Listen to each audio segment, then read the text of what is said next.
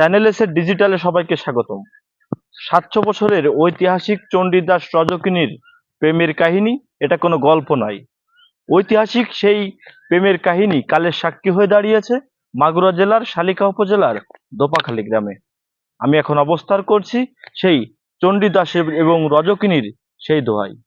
আমরা কথা বলবো স্থানীয় একজনের সঙ্গে, তিনি জানাবেন যে এই চণ্ডীদাস রজকিনীর এই দোহা সম্পর্কে এবং তাদের জীবন সম্পর্কে বা গল্প সম্পর্কে আমাদেরকে জানাবেন।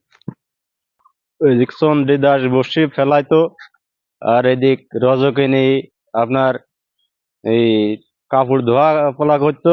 এবার 12 বছর পরে একদিন রজকিনী চণ্ডীদাসকে বলছে যে আপনার এই বর্ষি থেকে মাছ বাঁচছে। তা চণ্ডীদাস বলছে এই 12 বছর পরে এই বর্ষিতে একটা টিপ মারলে আজকে। এটাই শুনেছি মুরব্বীদের কাছে।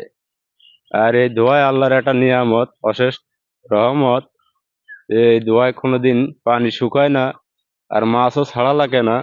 এখানে আমরা প্রতিদিনও তো মাছ মারে সবাই, মাছ কম বেশি পায়, সব ধরনের মাছই পাওয়া যায়। এটাই। আর আগে মুরব্বীদের কাছে শুনেছি যে এখানে সোনার নৌকায় বলে থালা বাসন দিয়ে যেত মানুষের অনুষ্ঠান হলে। তা একদিন দেওয়ার পরে একটা বাটি একজন মহিলা রেখে দিয়েছিল। তারপর থেকে ওই নৌকাটা আর যাচ্ছে না। তারপরে স্বপ্নে দেখাচ্ছে আমার ওই বাটি না দিলে আমি যাব না। ওই বাটি দেওয়ার পরে ওই নৌকা চলে গেছে, তারপর থেকে আর ভাসে না। এটাই আমি শুনেছি। শুনছিলেন এই যে স্থানীয় একজনের কাছ থেকে এই চণ্ডীদাস এবং রজকিনী সম্পর্কে তিনি জানাচ্ছিলেন। চণ্ডীদাস আর রজকিনী শিরোমণি, 12 বছর বর্ষি বইল তবু আধার গিলল না। আহ্বান ধরে এই প্রেম গীত বাংলা নাটক, চলচ্চিত্র, যাত্রাপালা তথা হাটে মাঠে ঘাটে এই চিরপরিচিত সুর, এক অমর প্রেম কাহিনী। শৈশব থেকেই এটা শুনে আসছি আমরা সকলেই। এটি প্রচলিত লোকগাথা হিসেবে মনে করেন অনেকেই। দেখছেন যে চণ্ডীদাস এই সাইডে বর্ষি বাইতো, আপনারা দেখতে পাচ্ছেন ওইখানে। আর ওই পারেই কিন্তু ধোপার মেয়ে কাপড় কাচতে আসতো। তো এখানেই 12 বছর ধরে কিন্তু এই চণ্ডীদাস বর্ষি বেয়েছে। বছর পর রজকিনী চণ্ডীদাসের কাছে জানতে চাইছে যে চণ্ডীদাস বর্ষিতে কি মাছ বাঁধলো। তখনই চণ্ডীদাস কিন্তু বলছিল যে, আপনারা শুনছিলেন এখানের স্থানীয় একজন বলছিল যে এই 12 বছর পরে একটা ঠোকা মারলো। আমরা এখন আছি কিন্তু শতখালী গ্রামের ধোপাখালী পাড়া, এটা মাগুরা জেলার শালিকা উপজেলায়।